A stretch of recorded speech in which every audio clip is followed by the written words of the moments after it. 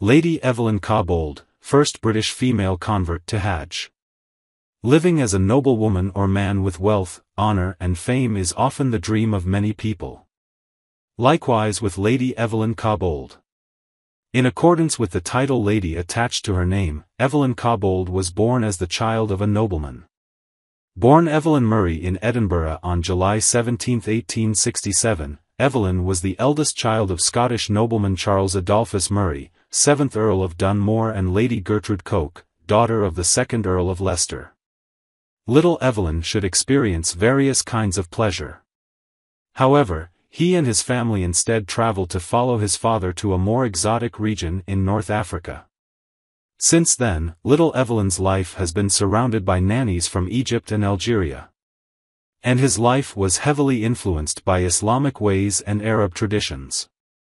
Of this childhood life Evelyn wrote, "I spent the winters in a Moorish villa, in a valley outside the city of Algiers. It was there that I learned to speak Arabic, and what I enjoyed most was running away from home to visit the mosque with my Algerian friends. Without realizing it, I felt like I was a Muslim in my heart."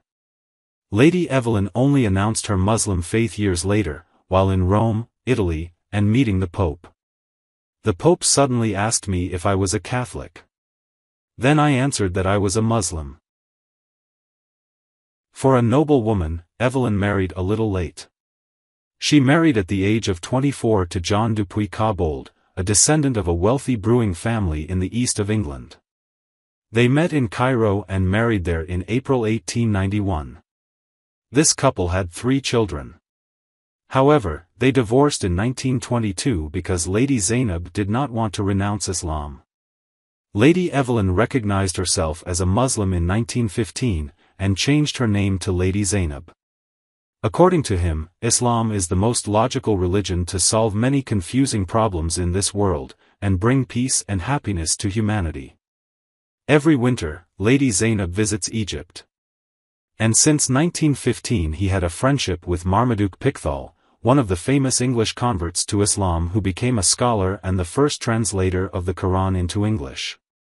After divorcing her husband, Lady Zainab acquired enormous wealth, making herself the richest woman in her area. She began to get serious about making the pilgrimage to Mecca.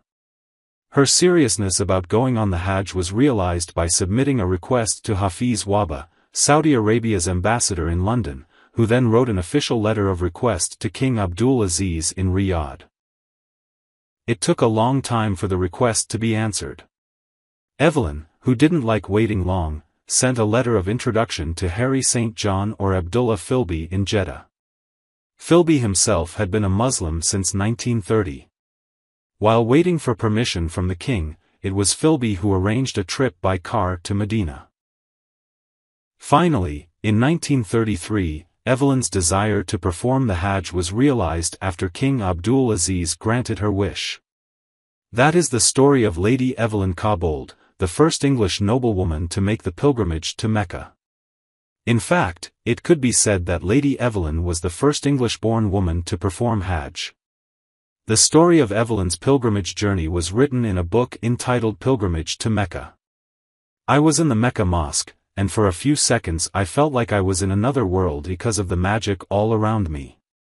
I had never imagined anything so amazing as this," she wrote.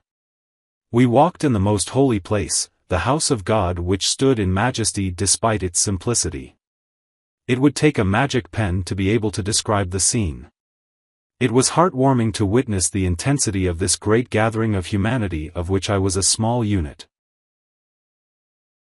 Lady Evelyn Zainab died in January 1963, 30 years after the Hajj, during a bone-chilling winter in England. She was buried on a remote hillside at his Glencairn estate in Wester Ross, according to her will. At that time, there were no Muslims in Scotland to look after the body, so people contacted the mosque in Woking, near London. The mosque imam went straight to Lady Zainab's house, even though he had to walk in the snow, to take care of the body of this convert and pilgrim. Before she died, Lady Zainab said that she wanted to be buried on a hill on her land facing Mecca, with the inscription on her tombstone, Allahu Nura Samawati wal Ard, Allah is the light of the heavens and the earth.